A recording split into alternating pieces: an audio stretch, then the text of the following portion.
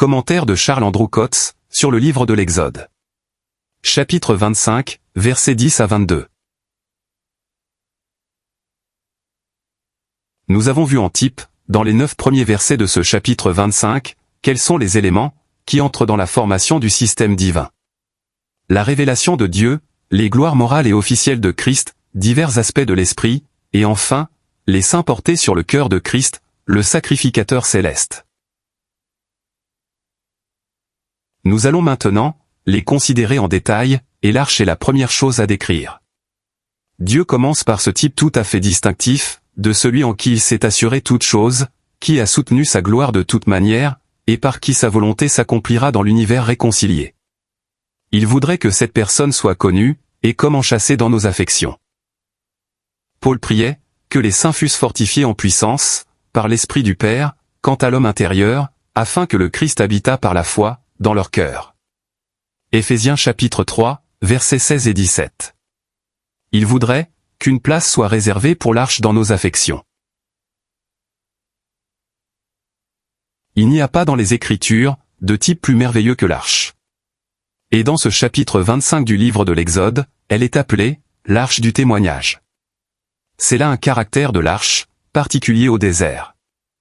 Elle n'est plus jamais désignée comme l'arche du témoignage, après la traversée du Jourdain. Il n'est pas besoin de témoignage, dans la sphère de la résurrection, ou dans le ciel, car là, il n'y a animal ni ténèbres. En Apocalypse chapitre 11, verset 19, on devrait lire « l'arche de son alliance ». Le témoignage est la manifestation de ce qui est pour Dieu, dans une scène de ténèbres et d'opposition, et tous les éléments de cette manifestation sont réunis en Christ, de sorte qu'il n'y a pas de vrai témoignage, si Christ n'est pas maintenu dans nos affections. Il est bon de se rappeler que normalement, l'arche avait sa place dans le lieu très saint, et qu'on ne pouvait la voir que là.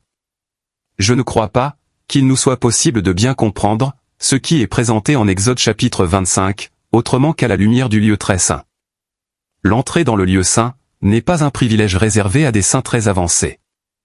L'Écriture le présente plutôt comme un lieu ouvert à tous ceux qui ont la rémission des péchés.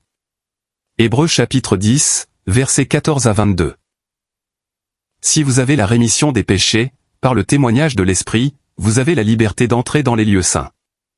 La question est alors la suivante. Avez-vous un cœur vrai? Aimez-vous réellement le Seigneur Jésus-Christ?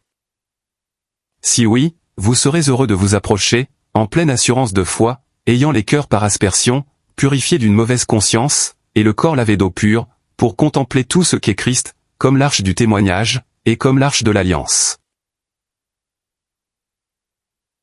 L'arche de l'alliance, c'est Christ, comme celui en qui l'amour de Dieu est révélé, et en qui est la réponse parfaite à cet amour, dans l'homme.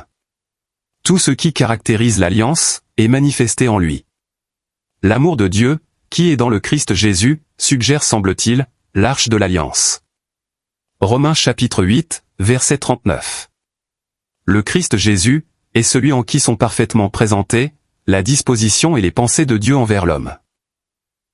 Mais nous le chérissons aussi, comme celui en qui sont assurées toutes les conditions nécessaires en ce qui concerne l'homme. L'homme est en présence du saint amour de Dieu, en réponse parfaite à cet amour, sans le plus petit nuage, ou la moindre trace de distance. De cela, rien ne peut séparer l'élu de Dieu. C'est éternellement assuré en Christ, comme l'arche de l'alliance. L'arche de l'Éternel, c'est Christ, en qui sont maintenus tous les droits de l'Éternel. C'est au Jourdain que ce titre est mentionné. L'arche de l'Éternel, le Seigneur de toute la terre. Josué chapitre 3, verset 13. Il affirme son droit à tout, et le maintient en puissance. C'est le pouvoir étendu de l'arche de l'Éternel, qui fit que les eaux du Jourdain s'élevèrent en un monceau très loin. C'est l'arche de l'Éternel, qui fit le tour de Jéricho, et en fit tomber les murailles. Et c'est devant l'arche de l'Éternel, que Dagon fut trouvé gisant sur sa face contre terre. 1 Samuel chapitre 5, verset 4. Sous ce titre, nous voyons dans l'arche, une puissance complètement victorieuse, sur toute la force de la mort et de l'ennemi. Au temps d'Élie, les Israélites voulurent se servir de l'arche, pour s'assurer la victoire sur les Philistins, alors que leur état moral n'était nullement en harmonie avec elle. Mais Dieu ne permit pas qu'ils réussissent. Les Israélites pensaient qu'ils pourraient répéter le triomphe de Jéricho, mais le résultat fut un désastre. L'arche de Dieu fut prise. L'arche de Dieu est un titre qui était souvent employé au temps où Dieu n'occupait pas la place qui lui revenait en Israël. La prise de l'arche par les Philistins fut pour Israël l'éloignement de la gloire. Son retour à Beth-Shemesh, ramené par les vaches attelées au chariot, et plus tard, à la cité de David, où le roi la fit monter, dépeint d'une manière frappante, comment tout ce qui est dû à Dieu, a été maintenu, malgré le déshonneur public subi. Christ a ramené ce qu'il n'avait pas enlevé. Il l'a ramené, par un chemin d'amour dans la souffrance, un chemin de complet dévouement, qui s'acheva par l'offrande qu'il fit de lui-même. Vrai Salomon, il rétablira tout, en un jour à venir, et cela publiquement, dans l'honneur qui convient. En attendant, les divers lieux où fut placée l'arche, suggèrent différents aspects, sous lesquels Christ est chéri et honoré, avant que se lève le jour de sa reconnaissance publique, comme centre et chef de toutes choses, dans la dispensation de la plénitude des temps. L'arche a été provisoirement placée en effet, dans la maison d'Abinadab sur la colline, dans la maison d'Obed-Édom le Gittien, et dans la tente, que David avait tendue pour elle. Dans le désert, l'arche allait devant le peuple, afin de chercher pour les Israélites, un lieu de repos. Mais tout déplacement engendre inévitablement des conflits. C'est pourquoi, lorsque l'arche avançait, Moïse disait, « Lève-toi Éternel, et que tes ennemis soient dispersés, et que ceux qui te haïssent s'enfuient devant toi. » Et quand l'arche s'arrêtait, on jouissait du repos, en présence de l'Éternel. Alors Moïse disait, « Reviens Éternel, aux 10 000 milliers d'Israël. » Nombre chapitre 10, versets 33 à 36. Si les 2 tribus et demie avaient été réellement identifiées dans leurs affections avec l'arche, elles n'auraient pas désiré s'arrêter, du mauvais côté du Jourdain, alors que l'arche passait de l'autre côté. Et ils feront une arche de bois de Sittim. Sa longueur sera de 2 coudées et demie, et sa largeur d'1 coudée et demie, et sa hauteur d'1 coudée et demie. Et tu la plaqueras d'or pur. Tu la plaqueras dedans et dehors, et tu y feras un couronnement d'or tout autour. Et tu fondras pour elle 4 anneaux d'or, et tu les mettras à ses 4 coins, 2 anneaux à l'un de ses côtés, et 2 anneaux à l'autre de ses côtés. Et tu feras des barres de bois de Sittim, et tu les plaqueras d'or. Et tu feras entrer les barres dans les anneaux aux côtés de l'arche pour porter l'arche par elles. Les barres seront dans les anneaux de l'arche, on ne les en retirera point. Et tu mettras dans l'arche le témoignage que je te donnerai. L'arche devait être faite de bois de Sittim, ce qui parle d'une humanité sainte et incorruptible, introduite par la puissance du Saint-Esprit, dans laquelle tout convenait, pour la manifestation de la gloire de Dieu dans un homme. Il y a une différence bien claire, entre le bois de Sittim, et l'or pur qui le recouvrait. Le bois de Sittim présente le genre d'homme qu'était Christ, comme engendré du Saint-Esprit dans la Vierge. Il est en effet dit, en Luc chapitre 1, verset 35, « L'Esprit Saint viendra sur toi, et la puissance du Très-Haut te couvrira de son ombre. » C'est pourquoi aussi, la sainte chose qui naîtra, sera appelée Fils de Dieu. Il n'y avait rien en lui, avec quoi le Saint-Esprit ne put se mettre en contact. Intérieurement comme extérieurement, tout était d'un caractère tel, que le Saint-Esprit pouvait descendre, et demeurer sur lui. Mais cela s'explique par le fait, que Dieu s'exprimait en un homme, et c'est cela l'or. Le bois de Sittim et l'or, étaient dans le type, mis en contact intime. Cependant, il était facile de les distinguer l'un de l'autre, et nous voyons en Christ, ce qui correspond à l'un et à l'autre, à savoir, la perfection dans l'humanité, et la manifestation dans un homme, de tout ce qu'est Dieu. Un couronnement d'or entourait l'arche, la table, et l'autel d'or. Ce qui indique quelque chose, s'appliquant d'une manière distinctive, à ces 3 types. L'arche est appelée l'arche du témoignage. La table parle, d'un ordre et d'une administration, dans lesquels les siens sont maintenus devant lui, en accord avec le témoignage. Et l'autel d'or nous enseigne, que tout est soutenu par l'intercession, par l'activité d'affection dépendante. Le couronnement d'or et en particulier un double couronnement, en ce qui concerne la table, est fait dans chaque cas, tout autour. Cela semble donner à entendre que la perception de Christ dans chaque type doit être entourée et préservée dans l'âme, par le sentiment bien net, de la gloire divine de sa personne. C'est en effet une chose essentielle, si l'on doit avoir des pensées justes, à l'égard du témoignage ou de l'alliance, de même qu'en ce qui concerne toute intercession sacerdotale. Et le type semble indiquer que c'est doublement essentiel, si l'on peut s'exprimer ainsi, pour que puisse exister une vraie communion des saints, en accord avec l'administration et l'ordre divin. Nous nous occuperons de ce sujet, quand nous considérerons la table. Ensuite, les anneaux et les barres, placés sur l'arche, ou sur d'autres choses, nous indiquent clairement que tout était disposé pour être porté. Tout ce qui est de Dieu, toutes les pensées divines, qui ont eu leur accomplissement en Christ, doit être porté en témoignage, dans la traversée du désert. Ceci est une partie importante du service lévitique, qui doit s'accomplir sous une direction sacerdotale. C'est le privilège de tous ceux qui ont l'esprit, d'être des kéatites, et de porter les ustensiles du lieu saint. Nombre chapitre 4, versets 4 à 15. Mais jusqu'à quel point, nous sommes à même de le faire, est une autre question. Ésaïe chapitre 52, verset 11, nous dit, « Soyez purs, vous qui portez les vases de l'Éternel. » C'est là, sous ce rapport, une parole très importante. Chacun peut être un kéatite, s'il a le désir et l'affection voulus, pour se charger de ce service. Mais seules des personnes sanctifiées peuvent se charger de l'arche. Les hommes de Kiryat Jéarim avaient le sentiment de ce qui était dû à l'arche, quand ils sanctifièrent Éléazar, fils d'Abinadab, pour la garder. 1 Samuel chapitre 7, verset 1. Je ne pense pas qu'Uza fut sanctifié lorsqu'il saisit l'arche. Aussi, l'ayant touché sans être sanctifié, il mourut près de l'arche de Dieu. 2 Samuel chapitre 6, verset 7. En effet, placer l'arche sur un chariot neuf n'était nullement selon l'ordre normal. Un tel expédient pouvait peut-être convenir pour des Philistins, mais pas pour David. Le monde religieux se sert de beaucoup de chariots neufs, mais malheur à nous, si nous nous écartons de l'ordre prescrit. Quand l'arche fut placée dans le temple de Salomon, les barres semblent avoir été partiellement retirées, pour indiquer que ces déplacements étaient terminés, et qu'elle était maintenant en repos. Mais les bouts des barres se voyaient depuis le lieu saint, sur le devant de l'oracle. 1 Roi chapitre 8, verset 8. Toutes les pensées divines arriveront à maturité et au repos, quand elles seront manifestées dans la gloire. Mais on n'oubliera jamais, dans la sainte splendeur du royaume, que tout a été autrefois porté en témoignage, à travers une scène de difficulté. On n'oubliera jamais que des saints portèrent l'arche en témoignage, pendant 2000 ans, avant qu'elle fût amenée à son lieu de repos. Il n'y aura alors plus de fardeau à porter. C'est pourquoi toutes les familles des Lévites prennent part au service du chant. Remarquons que même dans le désert, il fut des moments où l'arche n'était pas portée.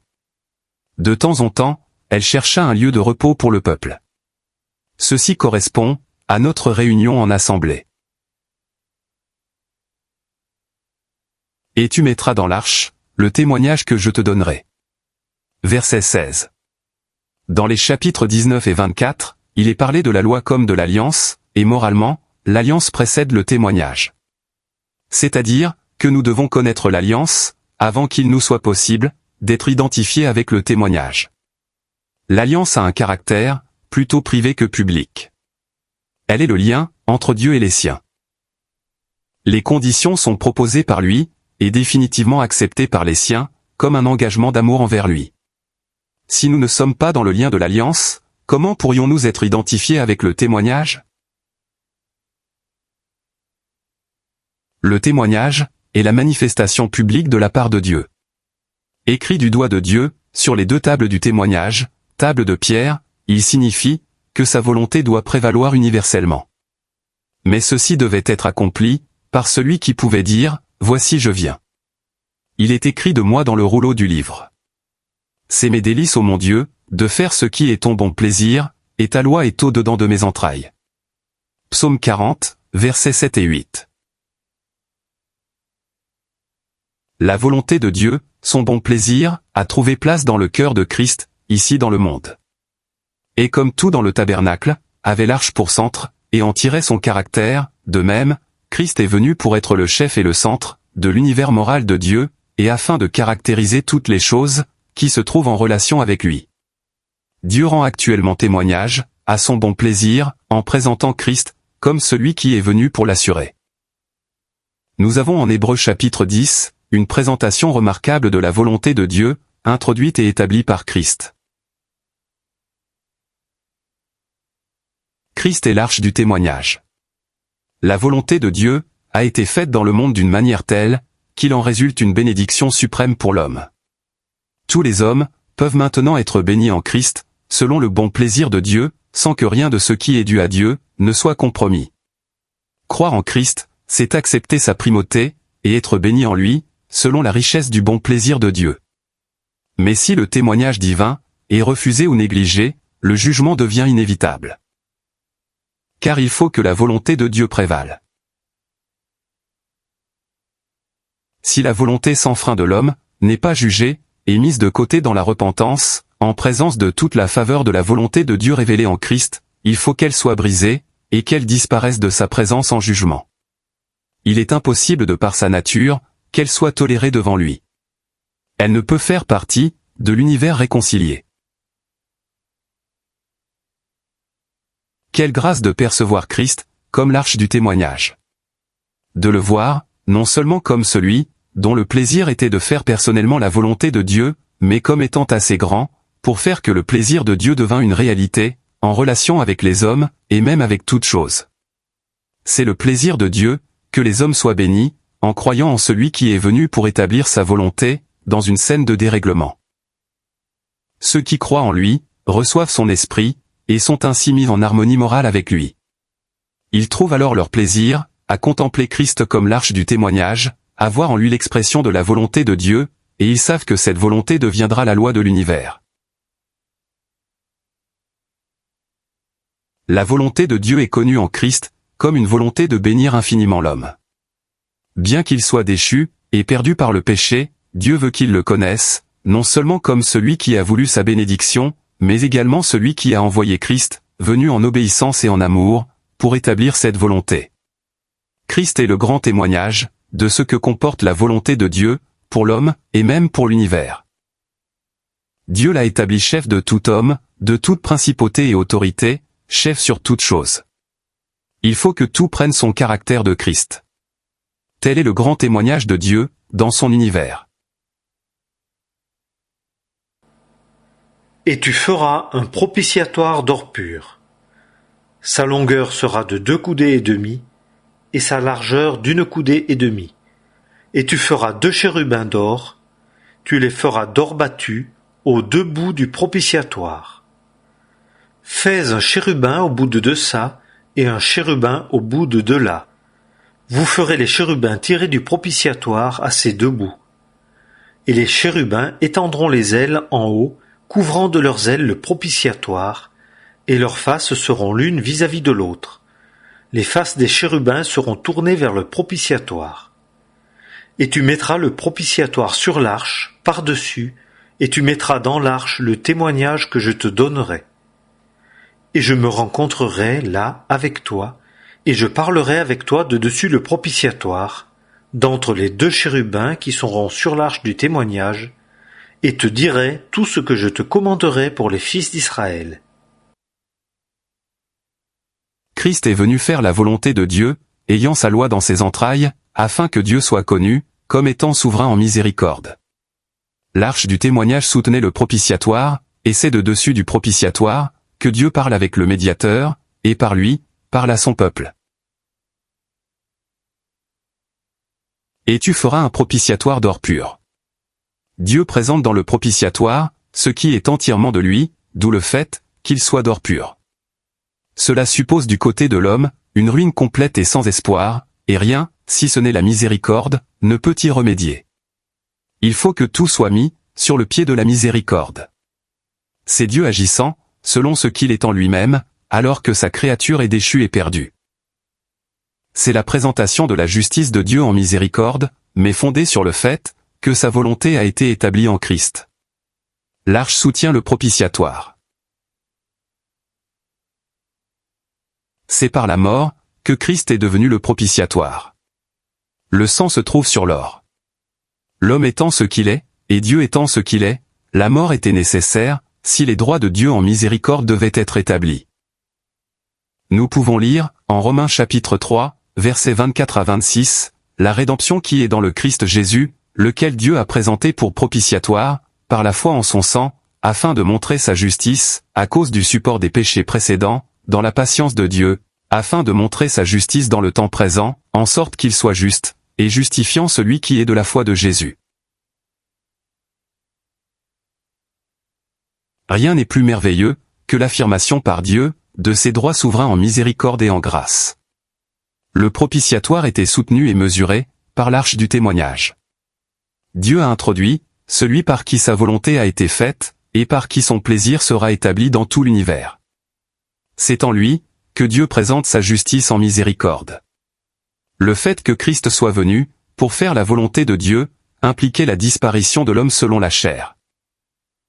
Il comprenait également que Dieu soit glorifié relativement à tout ce qu'était Christ et à ce qu'il avait fait. Et ceci devient le support du propitiatoire. Lorsque Dieu avait Christ ici-bas sous son regard, c'était un moment merveilleux.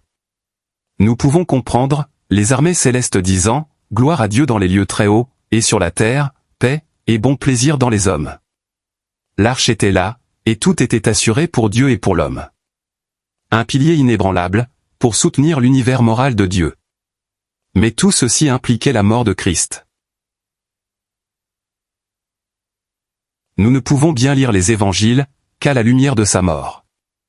En réalité, les épîtres nous préparent pour les évangiles, car elles nous montrent, à l'exemple de l'épître romain, comment toutes les questions touchant notre culpabilité et notre état ont été réglées. Et nous sommes ainsi libérés, pour venir aux évangiles, et pour contempler cette merveilleuse personne, qui est l'arche de l'alliance, et l'arche du témoignage. Ensuite, à la lumière des épîtres et des évangiles, nous pouvons étudier les Écritures de l'Ancien Testament, et voir comment les choses qui le regardent, se trouvent partout, et sont présentées avec un détail des plus instructifs, et dans des liens moraux, qui enrichissent considérablement notre compréhension du Christ. Ensuite, les 2 chérubins d'or devaient être tirés du propitiatoire à ses 2 bouts. Le seul endroit où les chérubins étaient apparus auparavant était pour garder le chemin de l'arbre de vie, en Genèse chapitre 3. Il ne pouvait être permis à l'homme déchu d'avoir accès à l'arbre de vie pour perpétuer une vie de péché sur la terre. En Genèse chapitre 3, on les voit avec la lame de l'épée qui tournait çà et là. Mais ici, en Exode chapitre 25, les chérubins revêtent un caractère différent. Ce qui est mis en évidence ici, c'est qu'ils couvrent de leurs ailes le propitiatoire.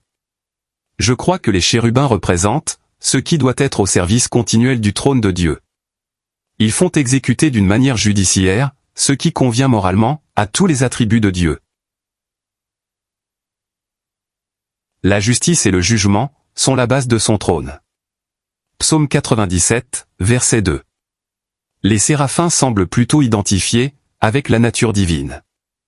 En Ésaïe chapitre 6, ils attribuent la sainteté à Dieu et volent avec la rapidité de l'amour divin. Mais quand Dieu se révèle en Christ, selon ce qu'il est dans sa nature, on voit que tous ses attributs sont en accord parfait avec sa miséricorde. Son trône peut prendre publiquement le caractère d'un propitiatoire, et Dieu est glorifié en le faisant. Les chérubins devaient être tirés du propitiatoire, qu'ils devaient couvrir de leurs ailes. En Christ, et par sa mort, on voit que tous les attributs de Dieu sont en accord avec ce qui est dans son cœur. Les droits de Dieu en miséricorde sont assurés et protégés par tous ses attributs. Sa justice, et tout ce qui touche à son gouvernement moral de l'univers, est en harmonie avec sa miséricorde souveraine. Comment pourrait-il en être ainsi, sauf par la mort de Christ? Nous pouvons le comprendre maintenant, mais cela est divinement merveilleux, et réclame l'adoration et la louange de tout cœur qui le saisit. Les faces des chérubins seront tournées vers le propitiatoire. Ils ne devaient pas regarder vers l'extérieur, comme pour être occupés de l'état de l'homme, ou de sa culpabilité, mais vers l'intérieur, et vers cet or pur au-dessous, sur lequel était en permanence le sang, dont l'aspersion était faite, le jour des propitiations, en Lévitique chapitre 16. La justice de Dieu ne s'occupe pas actuellement de juger les péchés des hommes, et leur état, mais elle tient compte de la valeur infinie du sang de Christ, de sorte que Dieu considère les hommes, du point de vue de Christ, et de sa mort. La justification, le pardon, la réconciliation, sont des pensées de Dieu, ce qu'il a dans son cœur, pour tous les hommes. Les gens ne le croient pas, mais c'est ainsi. Dieu voudrait que tous les hommes le connaissent, comme celui qui s'est approché d'eux en Christ, et dont les droits en miséricorde ont été assurés par la mort de Christ. Il est un Dieu sauveur, et c'est sa gloire d'être cela. Puis, c'est de dessus le propitiatoire, d'entre les deux chérubins, qui seront sur l'arche du témoignage, que Dieu parle. C'est de ce lieu, qu'il dit aux hommes, tout ce qu'il a à leur dire, qu'il s'agisse des siens, ou des hommes universellement. Nous avons également ici, le médiateur. Et je me rencontrerai là avec toi, et je parlerai avec toi. Dieu parle aux hommes par Christ, et tout ce qu'il dit, est en accord avec ce qu'est Christ, comme l'arche et le propitiatoire. C'est la déclaration de tout ce qu'est Dieu, en grâce suprême et infinie. Et cette déclaration peut être faite, parce que le témoignage est dans l'arche. La volonté de Dieu a été faite, sa gloire, et tout ce qui lui est dû a été maintenu, même en ce qui concerne le péché, et l'homme qui l'a offensé, a été ôté. L'arche, contenant le témoignage, soutient le propitiatoire, et les ailes des chérubins la recouvrent.